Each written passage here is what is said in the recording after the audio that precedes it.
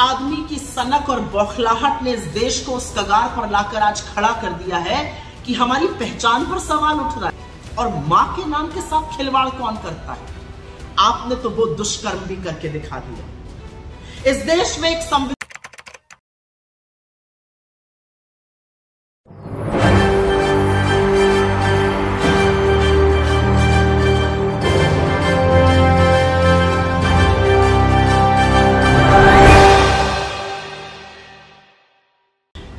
आदमी की सनक और बौखलाहट ने इस देश को उस कगार पर लाकर आज खड़ा कर दिया है कि हमारी पहचान पर सवाल उठ रहा है।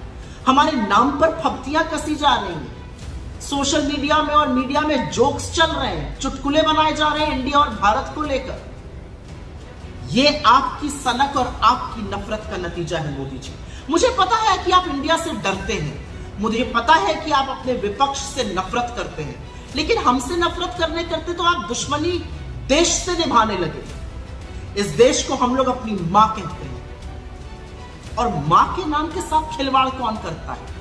आपने तो वो दुष्कर्म भी करके दिखा दिया। इस देश में एक संविधान है और उस संविधान के आर्टिकल 1 ने हमें पहचान दी है भारत की, हमें पहचान दी है इंडिया की। और आपके ये जो कुत्सित प्रयास है हमारी पहचान के साथ खिलवाड़ करने का, वो असल में इस संविधान को बदलने के आपके दुष्कर्म का नतीजा है। आप चाहते हैं कि आप बाबा साहेब का बनाया हुआ ये संविधान बदल दीजिए, लेकिन ऐसा हो नहीं पाएगा, क्योंकि आप भी जानते हैं और मैं भी जानती हूं कि राज्यसभा में आपके पास 2/3 बहुमत नहीं है, तो आप संविधान बदल नहीं पाएंगे। तो ये शगुफा क्यों छोड़ा गया? ये शगुफा इसलिए छोड़ा गया जिससे आपके भक्त और आपका चरण चुंबक मीडिया इसी पर डिबेट करता रहे। वो अडानी के महास्कैम पर आपसे सवाल ना पूछे, महंगाई पर चर्चा ना करे, बेरोजगारी पर बात ना करे, आर्थिक असमानता पर बात ना करे, आज भी जलते हुए मणिपुर पर सवाल ना उठाए। इसलिए आप रह रहकर एक एक शगुफा छोड़ते रहते हैं।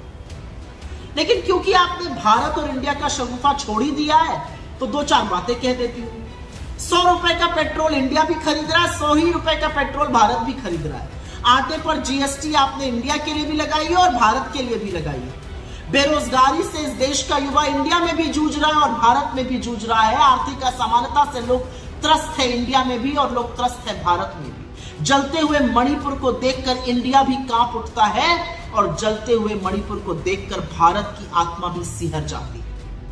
और अडानी के आपके नाक के नीचे पनपते हुए महाघोटाले पर इंडिया भी सवाल उठाता है और भारत भी आपसे जवाब चाहता है।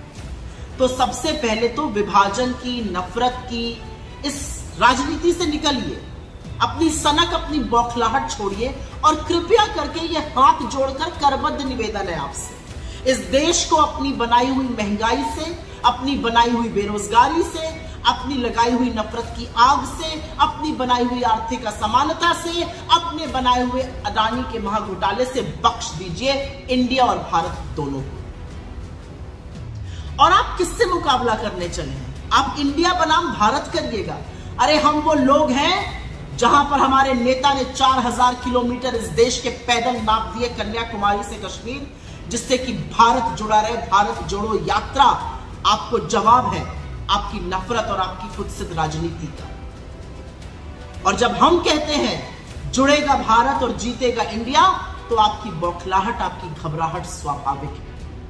भारत माता भी हमारी है, इंडिया भी हमारा है, क्योंकि आप लोगों ने और आपके पूर्वजों ने तो ना इंडियन इंडिपेंडेंस की वॉर लड़ी और ना भारत की स्वाधीनता संग्राम में ढेले का योगदान किया।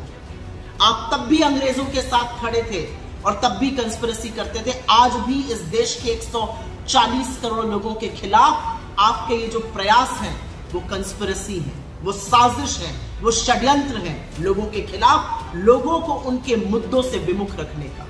जाते जाते एक ही बात कहूंगी मोदी जी, जिसके दिल में अपने देश के लिए प्यार है, जिसका दिल इस देश के लिए धड़कता है, उसको आप किसी भी नाम से बुलाइए।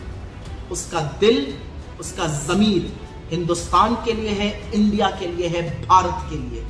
और ये असलियत ना आप समझ सकते हैं ना आप बदल सकते हैं, क्योंकि आप एक घबराए, बौखलाए, डरे हुए और सन की तानाशाह से ज्यादा अब कुछ नहीं रह गए।